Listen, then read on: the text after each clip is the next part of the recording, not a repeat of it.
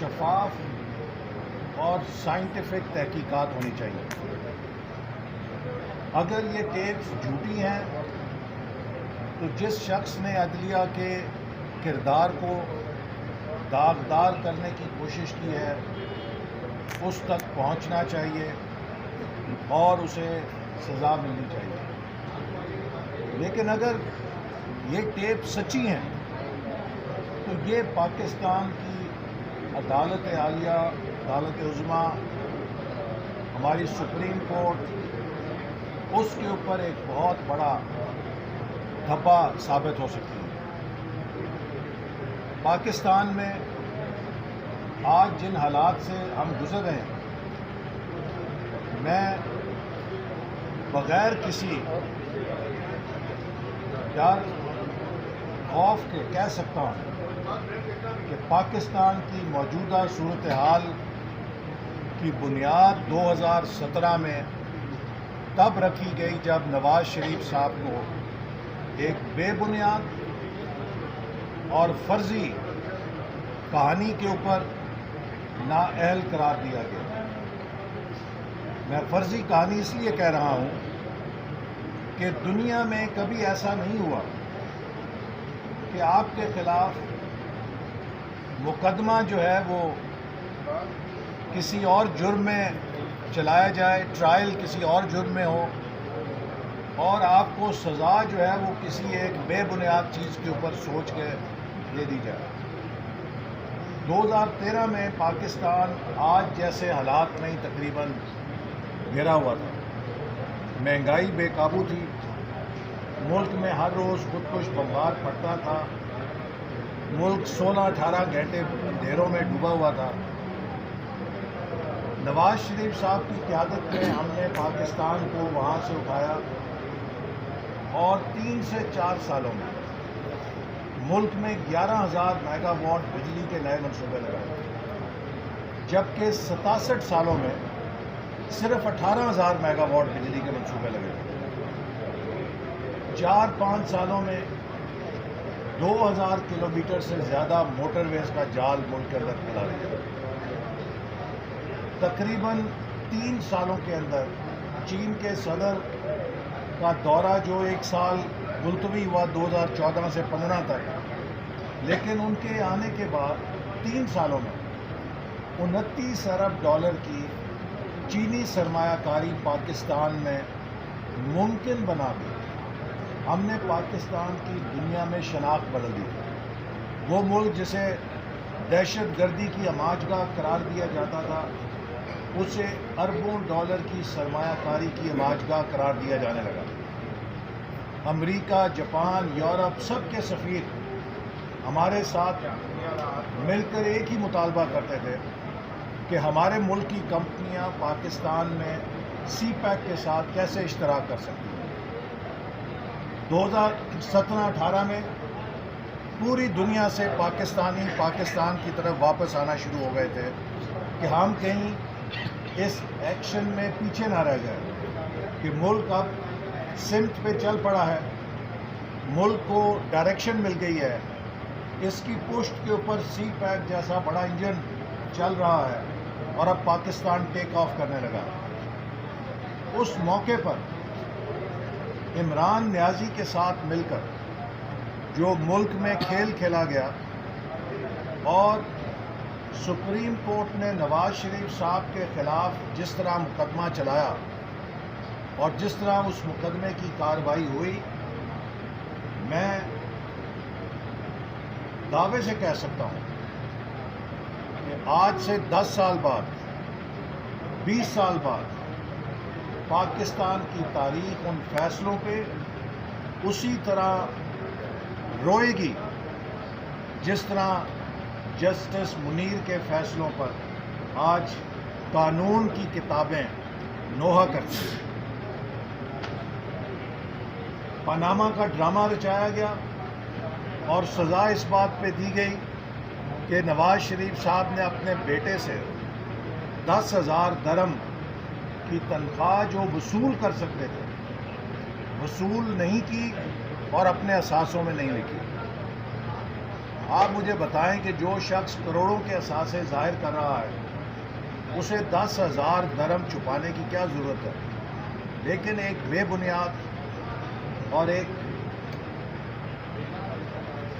عقل میں سمجھ نہ آنے والی توجیہ سے ملک کے وزیر اعظم کو نااہل کر دیا گیا اور اسے اپیل کا حق بھی نہیں دیا گیا۔ یہی عدالت ہے، سپریم کورٹ ہے، کہ جب چیف جسٹس کی برطرفی کا کیس چلا تو جسٹس رمدے صاحب کی قیادت میں 11 رکنی بینچ تھا، اس میں جسٹس رمدے نے کہا کہ یہ چیف جسٹس کوئی نائب قاصد ہوتا ہے، ایک نائب قاصد کو بھی برطرفی کے بعد اپیل کا حق ملتا ہے، تو کس طرح چیف جسٹس کو کسی اپیل کے بغیر برطرف کر دیا گیا؟ تو کیا ہم یہ سوال کرنے میں حق بجانب نہیں ہیں کہ کیا اس ملک کے 22 کروڑ عوام کا وزیر اعظم وہ ایک نائب قاصد جتنی حیثیت بھی نہیں رکھتا کہ اسے کھڑے پیر بغیر اپیل کے فارغ کر دیا جائے؟ اور اس بحران نے پاکستان کی بین الاقوامی ساکھ کو بری طرح متاثر کیا۔ میں چین میں گیا، وہاں پر ایک بڑے کاروباری گروپ کے سربراہ مجھے ملے جو پاکستان میں بڑی فیکٹری لگانے کے لیے آئے ہوئے تھے چند ماہ پہلے۔ تو میں نے ان سے جب پوچھا کہ آپ کے پروجیکٹ کا کیا بنا تو وہ خاموش رہے۔ میں نے پھر ان سے پوچھا کہ آپ تو تقریباً زمین وغیرہ کا انتخاب کر چکے تھے، تو آپ کا پروجیکٹ کہاں پہنچا؟ انہوں نے چٹکی بجائی اور کہا کہ ایکسیلنسی، اگر آپ اپنے وزیر اعظم کو ایسے فارغ کر سکتے ہیں، میں تو ایک فورن انویسٹر ہوں، مجھے اپنے $2 ارب کے سیکیورٹی کا سوچنا پڑے گا۔ تو ہمیں اندازہ نہیں ہوتا کہ ہم اس قسم کے جو ناٹک کھیلتے ہیں ان سے ملک کی بین الاقوامی ساکھ پہ کیا نقصان پہنچتا ہے۔ اسی طرح پاکستان کو اللہ تعالیٰ نے کاپر اور سونے کے ذخائر سے مالا مال کیا، اربوں ڈالر کی ہمیں دولت دی۔ دنیا کی واحد مثال پاکستان ہے کہ جہاں پہ اس ذخیرے سے ہم نے $1 نہیں کمایا، $9 ارب کا پھندا آربیٹریشن میں اپنے گلے میں ڈال دیا۔ ایسی مثالیں آپ کو دنیا میں کہیں نہیں ملتی۔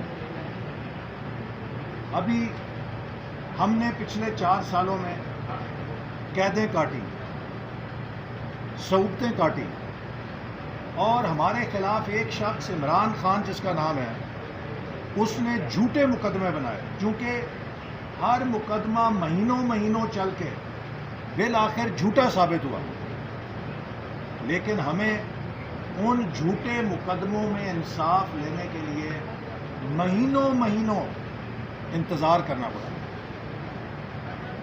اور آج پی ٹی آئی کے لوگ کسی مقدمے میں گرفتار ہوتے ہیں، دنوں میں ان کی ضمانت مل جاتی ہے۔ کاش کہ انصاف کی یہ رفتار اس دور میں بھی ہوتی جب ہمارے خلاف جھوٹے مقدمے چل رہے تھے، لیکن شاید آج عدلیہ آزاد ہے چونکہ ہم عدلیہ کو مینوپولیٹ نہیں کر رہے، اور اس وقت عدلیہ آزاد نہیں تھی فیصلے کرنے میں۔ میں اس کی ایک مثال دیتا ہوں، اور میرا یہ سوال سپریم کورٹ سے ہے۔ میں پاکستان کا ایک شہری بھی ہوں، میں پاکستان کی پارلیمنٹ کا رکن بھی ہوں، اور محترم جج صاحبان ہم سے بھی سوال کرتے ہیں، تو میں بھی ادب کے ساتھ بہت دست بدستہ آج تک یہ سوال بار پوچھ چکا ہوں، مجھے اس کا جواب نہیں ملا۔ مجھے خوشی ہوگی کہ اگر اس کا جواب مل سکے۔ عمران نیازی نے پنجاب کے بلدیاتی اداروں کو غیر آئینی طور پہ برطرف کیا۔ بھلا ہو جسٹس قاضی فائز عیسیٰ کا کہ 1 سال دھکے کھانے کے بعد انہوں نے اس کیس کا نوٹس دیا، اس کی سماعت شروع ہوئی۔ چیف جسٹس گلزار صاحب کی قیادت میں 2-3 رکنی بینچ نے پنجاب کے بلدیاتی اداروں کو بحال کیا۔ 7 مہینے تک عثمان بزدار اور عمران نیازی سپریم کورٹ کے فیصلے کے ساتھ فٹ بال کھیلتا رہا، اپنے پیروں کے نیچے مسلتا رہا، اتنی بے توقیری مجسٹریٹ دفعہ 30 یا کوئی سول جج یا لوور کورٹ کا جج جو ہے وہ بھی اپنے فیصلے کی بے توقیری پہ اس طرح آنکھیں نہیں بند کرتا. 7 مہینے تک سپریم کورٹ نے عمران نیازی اور عثمان بزدار کی اس ڈیفائنس کا، سپریم کورٹ کے فیصلے کو اس طرح ردی کی ٹوکری میں پھینکنے کا نوٹس تک نہیں لیا.